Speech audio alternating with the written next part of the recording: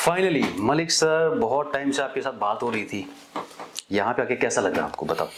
यहाँ पे आगे तो ऐसे हम कश्मीर में ही बैठे हैं। अच्छा। आपने तो ये प्लांट ये आपका बता रहा है जैसे आपके चेहरे पे खुशी है तो इसका रिफ्लेक्ट आके वाला है। दूसरा खुशी का मुकाम ये है जैसे आज दीपावली का त्योहार है। जी बिल्कुल। तो हर तरफ खुशियों का समा है और आपके चेहरे से भी खुशी झलक रही है कि आपके ये स्टेडियम में ये प्रोग्राम हो रहा है। तो मैं आपके स्टेडियम के माध्यम से आपके माध्यम से सब देशवासियों को पहले दीपावली की ढेर सारी शुभकामनाएं देता हूँ कि ये रोशनी का त्यौहार जो है ये सबकी ज़िंदगी में एक ऐसा उजाला लेकर आए जिससे हर तरफ अमन शांति और खुशी का पैगाम हो। और सब देशवासियों को मैं एक बार दिवाली की थैंक यू जी, हमारी तरफ से और पूरे देशवासियों की तरफ से धन्यवाद आपका। एक साल पहले हमारी बात हुई थी, आपसे बातचीत करेंगे, आप क्या काम करते हो ह्यूमन राइट्स में, आप उनके एक्टिविस्ट हो, इतना टाइम से काम कर रहे हो। मेरा एक्चुअली मैं जानना चाहता था इसके बारे में कि ये कैसे काम करता है, इंडिया में कितना एप्लीकेबल है या किस तरह के लोगों को आप हेल्प करते हैं, वो आगे हम ज़रूर बात करेंगे। बट मैं चाहता हूँ कि थोड़ा आप अपनी शुरुआत अपने चाइल्डहुड से करें कि हाउ वाज योर, मतलब शुरुआती जीवन कैसा था, एजुकेशन कहाँ से हुई, उसके बाद कैसे कैसे करके अभी इस एज में जब आप ह्यूमन राइट्स में बिजी हो या इन्वॉल्व हो, तो हाउ डू डिफाइन दैट। शुरुआत करो जरा बचपन से। देखो संजीव भी ऐसा है बेसिकली मैं कश्मीर से बिलोंग करता हूँ। तो हमारा एक छोटा सा गांव है, अब तो वो छोटा नहीं रहा, तो तहसील हेडक्वार्टर बना है, उसका यारीपोरा नाम है। मैं वहाँ से बिलोंग करता हूँ। यारीपोरा। तो यारीपोरा हाँ डिस्ट्रिक्ट कुलगाम में पड़ता है। तो यारीपोरा विलेज था पहले, अब तहसील हो गया है। तो वहाँ पर मेरा जन्म हुआ है। तो जन्म के बाद मेरी जो एजुकेशन है वो वहीं पे हुई है। तो वहाँ से एजुकेशन करने के बाद हमारा जो फाइनल हुआ वो डिग्री कॉलेज अनंतनाग था।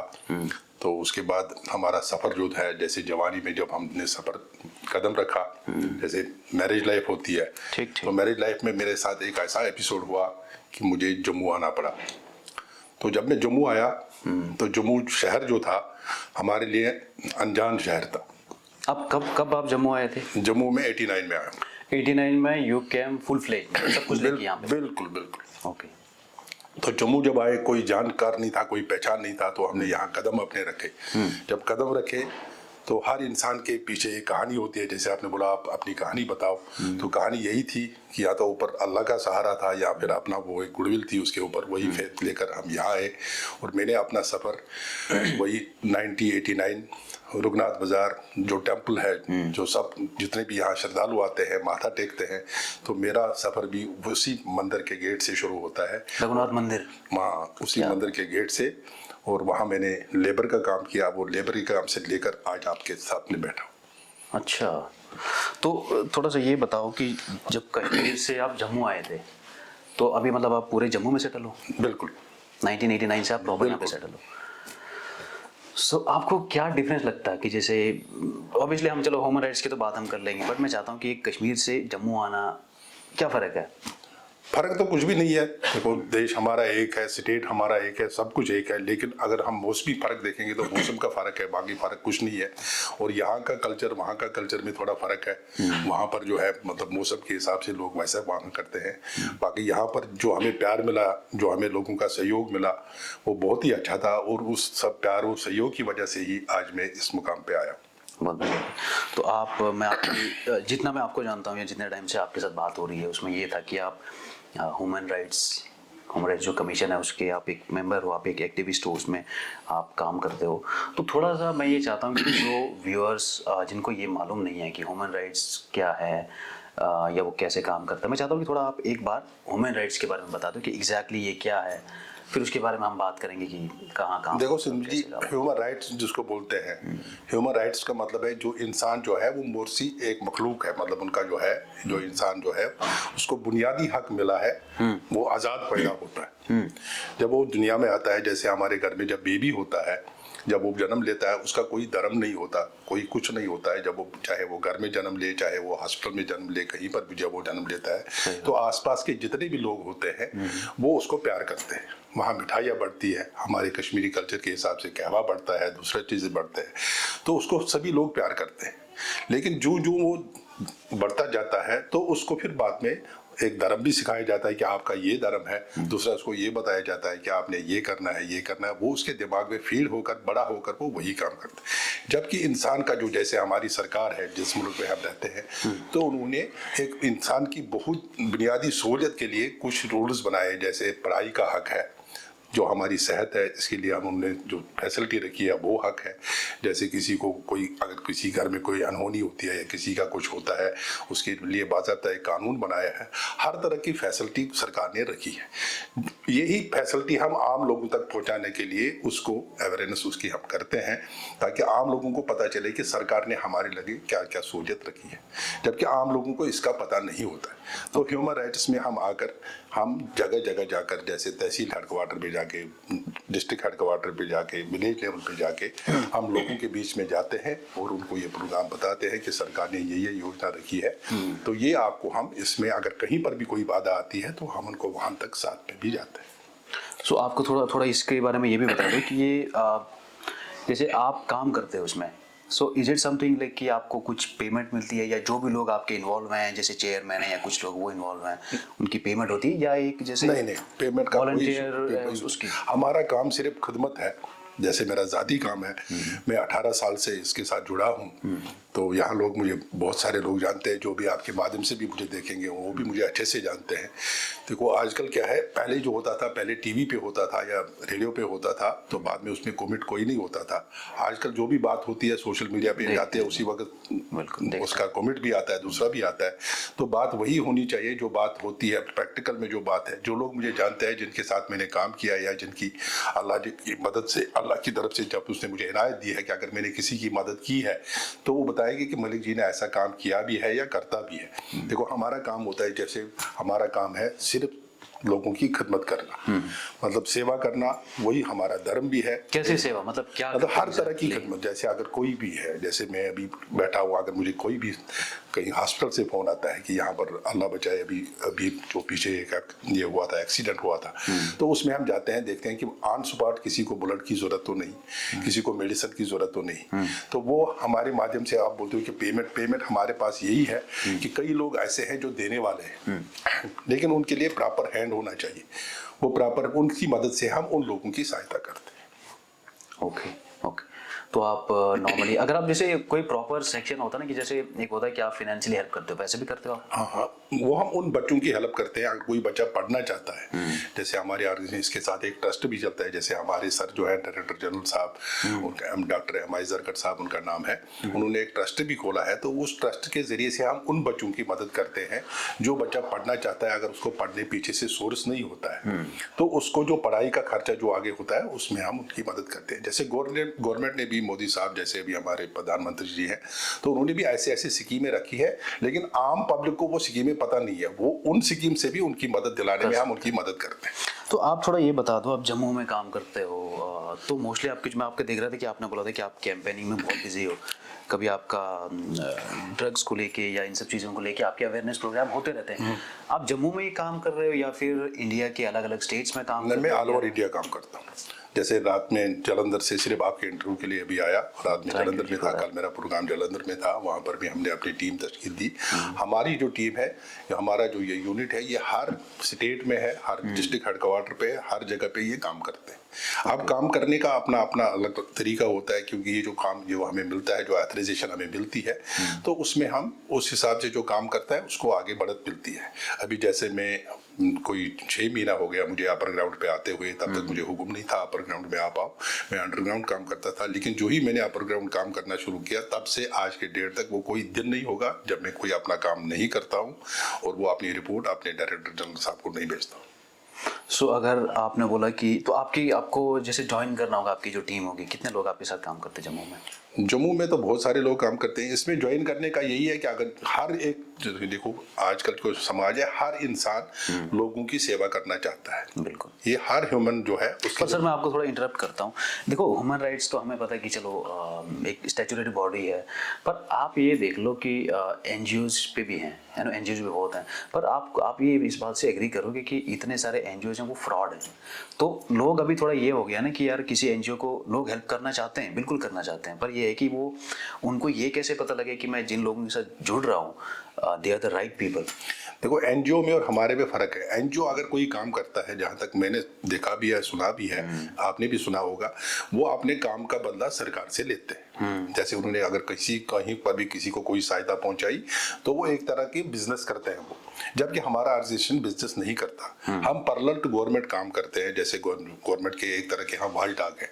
गवर्नमेंट जैसे हम, गवर्नमेंट तो आवाम ही होता है, वो आवाम जब काम करती है, गवर्नमेंट काम करती है, लेकिन 5 साल के बाद गवर्नमेंट हमें आती है, बोलते हैं हमें वोट दे दो। अपने काम के बदले वो बोलते हैं कि हमने फला जगह पे ये किया है, फला जगह पे ये किया है, तो इसके बदले में अपना नुमाइंदा पेश करके उसको वोट की वो तलब करते हैं। जबकि हमारा ऑर्गेनाइजेशन ऐसा नहीं करता है।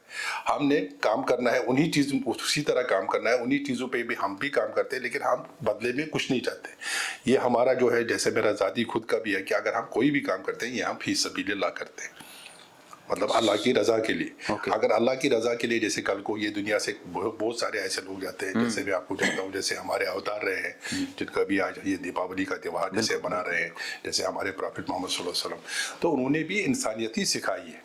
तो सबसे पहले अगर हम हैं तो हम इंसान हैं, तो हमें इस बात का फख्र होना चाहिए और इस बात का हमें शुक्र अदा करना चाहिए कि अल्लाह ताला ने हमें इंसान के रूप में पैदा किया। नहीं तो और भी कई सारे मखलूक हैं, लेकिन हम जो है, हम इंसान है, हमें जो है इंसान बनाया गया, तो हमें हमेशा इंसानियत से ही काम लेना है।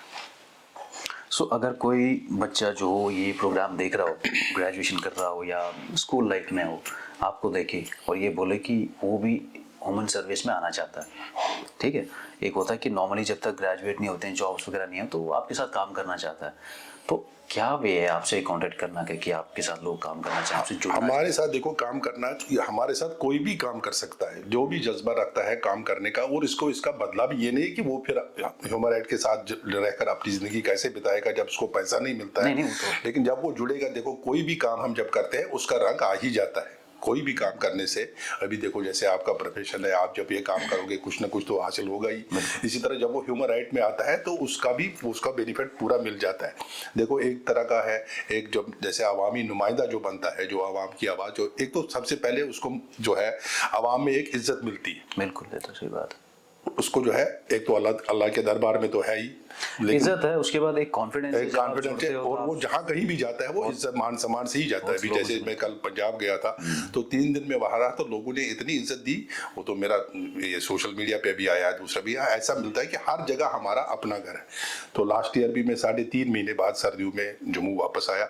इस बार भी अभी मैं 3-4 महीने से कंटिन्यू प्रोग्राम करता ही जा रहा हूँ। तो मुझे ये नहीं पता होता है कि मेरा सुबह कहाँ होता है, रात कहाँ होता है, क्योंकि हमारे प्रोग्राम ही ऐसे हैं। कभी कभी ऐसे भी जाना पड़ता है, जैसे पीजीआई में अक्सर जाता हूँ, और अक्सर वहाँ अपने जितने भी मेरे हैं, जो कोई खास बुलाता है तो वहाँ उसकी हेल्प के लिए जाता हूँ। आप जब हॉस्पिटल में ब्लड्स वगैरह नीड होती है, आपको कॉल कर सकते हैं? बिल्कुल एनी टाइम मेरा नंबर आता है। मैं आपके कॉन्टैक्ट डिटेल्स आप डिस्क्रिप्शन में आप इनकी डिटेल्स दे दूंगा। आप ईमेल है, कॉन्टैक्ट नंबर, आप इनको ऐसे भी रीच कर सकते हो, आप इनकी टीम ऐसे भी ज्वाइन कर सकते हो। और तो ज्वाइन करने का कोई लंबा नहीं है, ज्वाइन करने का सिर्फ आप जज्बा होना चाहिए। आप कोई भी ज्वाइन कर सकता है और काम, और यहाँ ज्वाइन करने का मतलब है, देखो एक अगर उसको ऑथराइजेशन मिलता है तो खाली ऑथराइजेशन से वो खाली रोब-दाब नहीं करेगा, उसको ऑथराइजेशन लेकर काम भी करना है, और जो जितना काम करता है उसको उतना सराहा जाता है, मिला जाता है। हाँ, बिल्कुल। तो हमारा जो ये है, जैसे हमारी ऑर्गेनाइजेशन है, ये लोगों के हित के लिए काम करती है, और सिर्फ इसमें जाति कोई ये नहीं है। सो कोई अगर आपसे जुड़े तो वो ये उम्मीद ना रखे कि कुछ को पैसा वैसा कुछ मिलेगा, ये जस्ट हेल्प है। ये एक बात है कि पर आप जब लोगों से मतलब आपकी हेल्प है तो आप लोगों की हेल्प करते हो, तो लोग आपसे जुड़ेंगे, तो जाहिर सी बात है कि एक एक्सपोजर है। अब अगर एक ग्रेजुएट जो बच्चा है, जो भी ग्रेजुएशन कर रहा है, नॉर्मल कॉलेज जाके या नॉर्मल क्लासेस करके, ठीक है वो ज़रूरी है, पर उसके बाद भी मुझे ऐसा लगता है कि हमारे पास टाइम बचता है, हम चाहें तो उसमें ऐसे ऑर्गेनाइजेशन ज्वाइन कर सकते हैं। और जब हम 100 लोगों से मिलते हैं तो हमें ऐसा लगता है कि यार बहुत सी चीज़ें और भी हैं, एनजीओज हैं, कुछ हैं, लोग इनसे जुड़े। देखो संदीप जी, जब आप किसी चीज के साथ जुड़ते हो, अगर उसका जो पॉजिटिव होता है, अगर वो सही होता है, तो लोगों में आपकी फेम हो जाती है। देखो जैसे आप अवामी काम करते हो, अभी जैसे मैं जम्मू में आया हूँ, मतलब 89 से जम्मू में आया हूँ, कोई 35 साल हो गए आप जम्मू में रहते, तो मुझे अपनी जगह कभी कभी ये लगता है, यहाँ अक्सर लोग मुझे ये बोलते हैं कि आप इलेक्शन में खड़े होकर आप इलेक्शन के लिए तैयारी करो। मैंने बोला हमने इलेक्शन तो लड़ना नहीं। बोला आपके तो लोग इतने दीवाने हैं कि वो आपको, मतलब आप कहीं भी जाते हो तो आपके साथ चलते हैं। आपने बोला हमने उसके लिए नहीं किया है।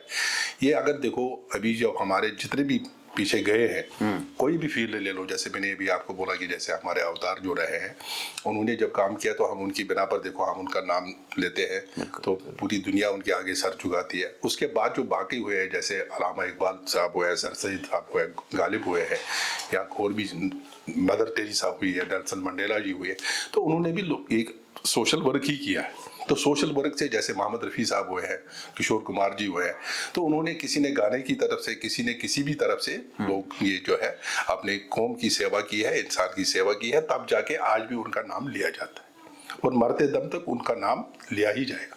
इसी तरह जब आप कुछ करते हो तो आपका नाम कल को सुनहरी लफ्जों में लिखा भी जाता है और याद भी किया जाता है। और मुझे लगता है इससे ज्यादा आपकी पर्सनल सेटिस्फेक्शन है। बहुत से लोग होते हैं जो शायद बिना सेटिस्फाई हुए दुनिया से चले जाते हैं। रीजन नहीं, वो तो कुछ भी नहीं। देखो ये है सबसे है, जब हम कोई काम करते हैं तो हमें खुशी मिलती है, जब हम कोई काम करते हैं हमें खुशी मिलती है, और तो हमें तो दूसरा कुछ सोचने का टाइम ही नहीं मिलता है। एक होता है कि आपको यकीन नहीं होगा, जैसे आप मेरी उम्र भी देखते हो, जैसे लोग बोलते हैं कि सुबह उठ के पहले हमने वो जो ये खाली पेट जो गोली खाते हैं, क्या बोलते हैं उसको, कोई भी गोली खाते हैं कि वो क्या आज की उम्र के हिसाब से, तो आपको यकीन नहीं होगा आज तक मैंने न कभी गोली देखी है न कभी गोली खाई है। मैं वही पूछने वाला था कि इतनी अभी आपकी एज जो भी है उसको नहीं पर ये काफी यंग लगते हो। कितनी एज लगती होगी? ऐसा लगता है 50 55 50 अराउंड 45। चलो जो भी है, देखो इसका एक राज है, तो हमारा हदीस पाक भी है, मैं आपको वैसे बताना चाहता हूँ कि हमारे में बोलते हैं कि अल्लाह ताला जो हदीस पाक जो हुज़ूर पाक सल्लल्लाहु अलैहि वसल्लम की जो तहज्जुद जो पढ़ता है, तहज्जुद की नमाज जो पढ़ेगा सुबह, वो रात में होती है, मतलब सुबह से पहले, ओके। फजर से पहले होता है, उसमें जो है उसके लिए उसके चेहरे पे जुरी नहीं आएगी। ओके। उसकी एक निशानी ये होगी कि उसके चेहरे पे जुरी नहीं होगी जब वो नमाज पढ़ेगा, जो वो नमाज कंटिन्यूसली, ये नहीं कि एक दिन वो पढ़ेगा, कंटिन्यूसली जब वो पढ़ेगा अपने पाँच टाइम नमाज पढ़ने के साथ वो नमाज जो पढ़ेगा, क्योंकि वो टाइम वो होता है कि जब अल्लाह के दरबार में डायरेक्ट हाजिरी होती है, तो ये उसका भी इफेक्ट है, दूसरा भी इफेक्ट है। तो अपने आप को खुश रखो, और सबसे बड़ा देखो मन जो है, मन में हमें खुद पता चलता है कि अच्छा क्या है बुरा क्या है।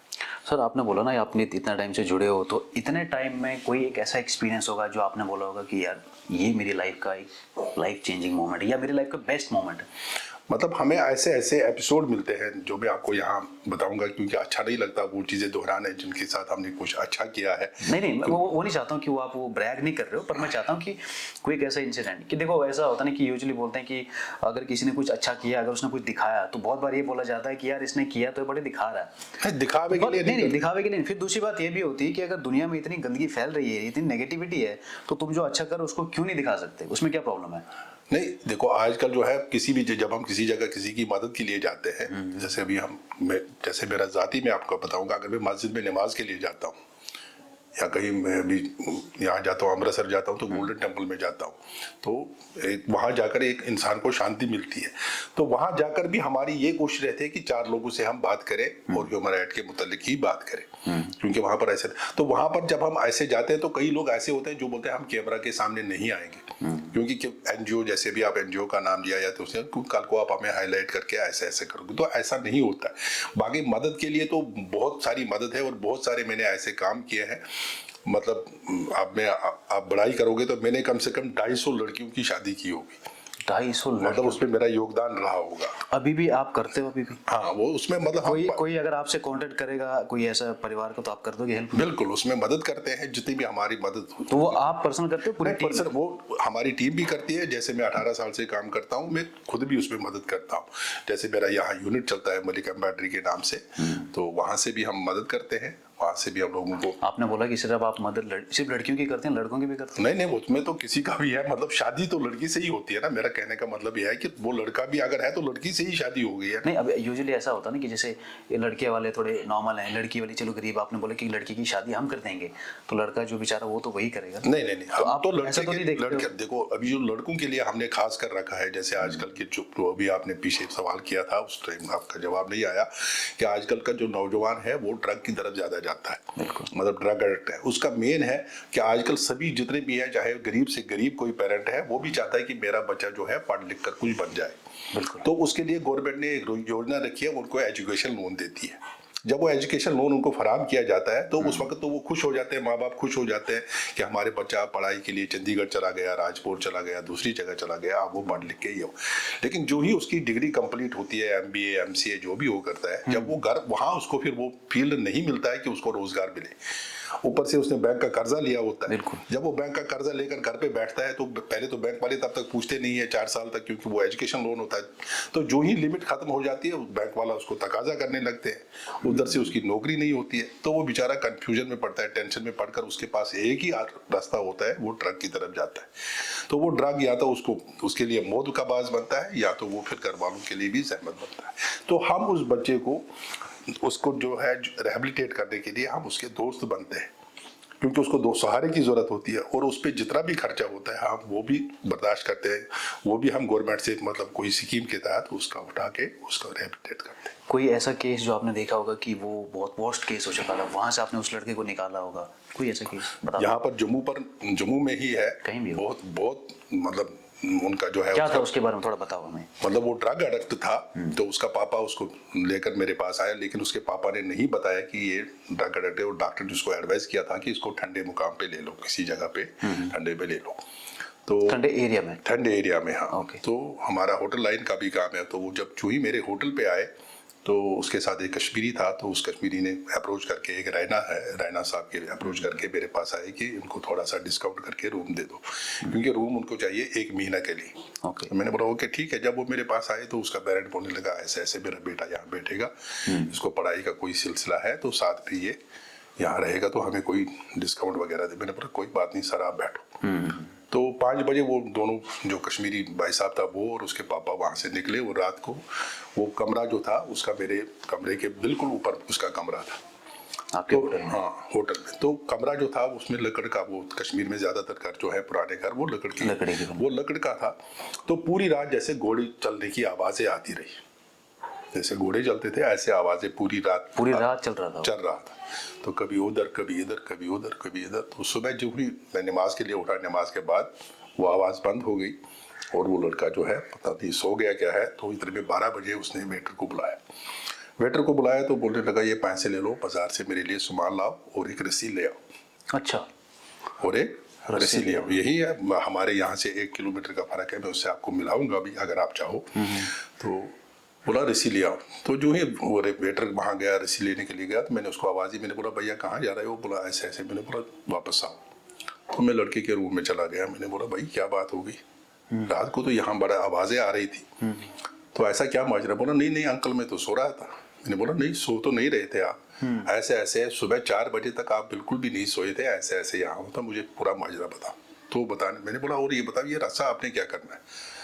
बोला मेरा बैग जो है वो फटा हुआ है, मुझे उस पर रस्सा बांधना है, बाकी कुछ नहीं। मैंने बोला देखो आपका पापा आपको 1 महीने के लिए यहाँ छोड़ के गया, जब आपने जाना होगा तब रस्से की जरूरत पड़ेगी। वो सुसाइड के लिए मांग रहा? हाँ, तो तब रस्से की जरूरत पड़ेगी, आप पहले से आप रस्सा क्यों मांग रहे हो? तो जब मैंने उसको ज्यादा कंपल किया तो वो रोने लगा, और रोने के बाद उसने बताया कि ऐसे ऐसे मेरे पापा यहाँ छोड़ गया, तो मुझे ड्रग नहीं था, वो सारा ड्रग वो ले गया, जब वो मुझे नहीं मिला वो पूरी रात तड़प रहा था और मुझे ड्रग चाहिए, उसके बगैर मैं जिंदा नहीं रहूँगा। तो मेरी तो हैरत हो गई। मैंने बोला यार ये तो मेरे ऊपर तो एक तो केस आ जाता, दूसरा तो अब ये है। तो मैंने अपना पूरा योगदान उसके साथ करके आज वो अपनी दुकान चलाता है। कितना टाइम वो ट्रीटमेंट चलता है इनका? उसका तो फिर वो ठीक भी हो गया, मतलब आज वो यहाँ पर है अपना। कब की बात है, कितने साल पहले? ये है 2014 की बात है, 13-14। तो ये मतलब ये पहला था मेरा वैसा ड्रग वाला। इसके बाद और भी कई केसेस आ गए हैं, मतलब जिनको हमने खुद मतलब साथ रहकर फिर उनको साथ प्यार करके उनके साथ गले लगाकर उनका हम वो करते हैं। इसी तरह जो दूसरे भी है, कई लोग ऐसे भी बिछड़े हैं जिनका माँ बाप नहीं है बेचारों का, कई लोग ऐसे हैं जिनका कोई और सोर्स है। जैसे कल मैं जालंधर गया था तो एक वहाँ मिला था, अब कई भाई मिला था, तो उसके भी कोई घरेलू ऐसी प्रॉब्लम है कि जिसकी वजह से वो थोड़ा बिछड़ा हुआ है। हमने उसको पूरा अपना विश्वास दिया कि आप ऐसा नहीं है, आपको जो कुछ भी सहायता चाहिए वो हम आपको दे देंगे। इसी तरह ये सेवा जो है आप कैसे भी कर सकते हो।